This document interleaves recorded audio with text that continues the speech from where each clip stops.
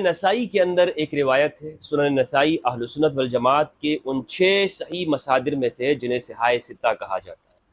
سنن نسائی کے اندر امام نسائی رحمہ اللہ نے حدیث نقل کی اور روایت کا نمبر ہے 3223۔ وہ روایت یہ ہے کہ حضرت ابوبکر عمر رضی اللہ تعالی عنہما انہوں نے نبی صلی اللہ علیہ وآلہ وسلم کے سامنے سیدہ زہرا فاطمہ الزہرا علیہ السلام کا رشتہ طلب کیا،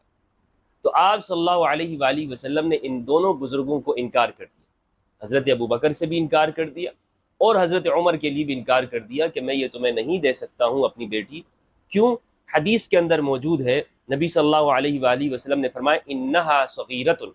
بے شک یہ بچی ہے، صغیرہ چھوٹی ہے۔ فخطبها علی، امام علی نے رشتہ طلب کیا، فزوجہا منہ، تو نبی صلی اللہ علیہ وآلہ وسلم نے امام علی کا نکاح سیدہ زہرا کے ساتھ کرا دیا، شادی کرا دی۔ اس روایت سے یہ معلوم ہوتا ہے کہ نبی صلی اللہ علیہ وآلہ وسلم نے اپنی پیاری صاحبزادی فاطمہ الزہرا کا نکاح حضرت ابوبکر و عمر کے ساتھ نہیں کرایا رضی اللہ عنہما، اور وجہ خود نبی صلی اللہ علیہ وآلہ وسلم نے ارشاد فرما دی صغیرۃ، کہ یہ بچی ہے، چھوٹی ہے۔ معلوم یہ ہوا کہ نبی صلی اللہ علیہ وآلہ وسلم اپنی اولاد جو کہ چھوٹی ہو اس کا نکاح بڑی عمر والے شخص کے ساتھ نہیں کرنا چاہتے، اس کو نبی صلی اللہ علیہ وآلہ عنہما،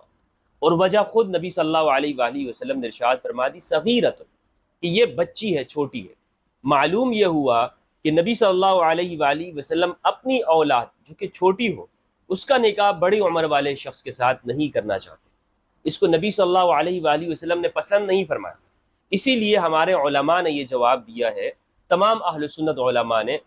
کہ یہاں جو چھوٹی بچی کا نکاح منع کیا ہے، باوجود اس کے کہ خود نبی صلی اللہ علیہ وآلہ وسلم نے حضرت عائشہ رضی اللہ تعالیٰ عنہا کے ساتھ نکاح کیا اور وہ صغیرہ تھی۔ اہل سنت کے قول کے مطابق میں یہ بات کر رہا ہوں کہ حضرت عائشہ اس وقت چھوٹی تھی، ورنہ میرا موقف اور دوسرے دیگر اکابرین کا موقف یہ ہے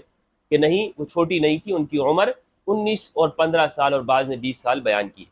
بہرحال علماء اہل سنت نے یہ جواب دیا ہے، چونکہ اس حدیث کے اندر نبی صلی اللہ علیہ وآلہ وسلم نے فرمایا کہ میری بیٹی چھوٹی ہیں، اور میں ابوبکر عمر رضی اللہ عنہما کو یہ جواب دیا کہ اس کا نکاح شادی تمہارے ساتھ نہیں کرا سکتا، تمہاری عمر بڑی ہے۔ تو اہل سنت کہتے ہیں کہ معلوم یہ ہوا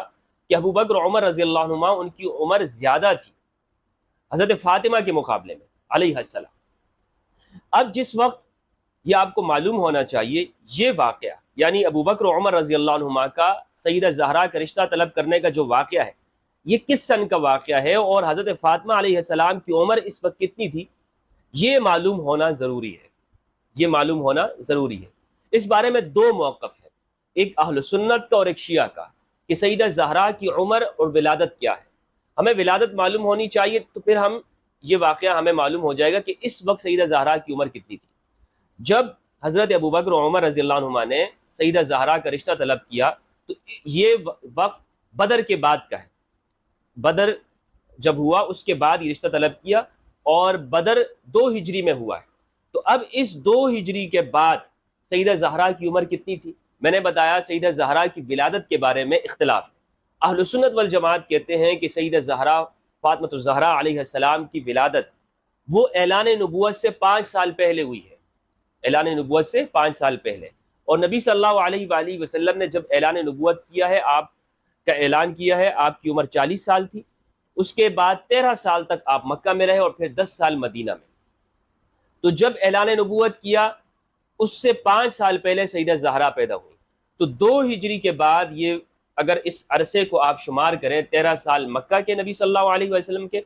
اور 5 سال اس سے پہلے کے، تو 18 سال ہوئے، اور 2 سال بعد کے، تو 20-21 سال کی عمر بنتی ہے سیدہ زہرا علیہ السلام کی، جب حضرت ابوبکر عمر رضی اللہ تعالیٰ عنہما نے سیدہ زہرا کا رشتہ طلب کیا۔ تو اندازہ لگائیے کہ اہل سنت کے اس قول کے مطابق جو کہ 21 سال عمر بنتی ہے سیدہ زہرا کی، نبی صلی اللہ علیہ وآلہ وسلم فرما رہے ہیں انہا صغیرۃ، میری بیٹی چھوٹی ہے۔ شیعہ کا موقف یہ ہے کہ سیدہ زہرا کی ولادت نبی صلی اللہ علیہ وآلہ وسلم کے اعلان نبوت سے 5 سال بعد پیدا ہوئی ہیں، تو 10 سال کا فرق ہو گیا، یعنی شیعہ کے مطابق اس وقت جب یہ رشتہ طلب کیا گیا ہوگا 10 سال عمر بنتی ہے۔ بہرحال اہل سنت کے قول کے مطابق میں گفتگو کرنا چاہتا ہوں کہ 21 سال کی عمر کو نبی صلی اللہ علیہ وآلہ وسلم فرما رہے ہیں کہ یہ چھوٹی ہیں، تو اب اندازہ لگائیے کہ نبی صلی اللہ علیہ وآلہ وسلم اپنی اولاد کے بارے میں کیا بہتر فرماتے ہیں، یعنی ان کے بارے میں کیا بہتر آپ کا خیال ہے۔ اور امام علی علیہ السلام کا بالکل وہی نقطہ نظر ہوگا، وہی خیال ہوگا، وہی ایمان ہوگا کہ جو نبی صلی اللہ علیہ وآلہ وسلم کا فیصلہ۔ اگر نبی صلی اللہ علیہ وآلہ وسلم نے ایک کام کے بارے میں فرمایا کہ یہ چیز درست نہیں ہے،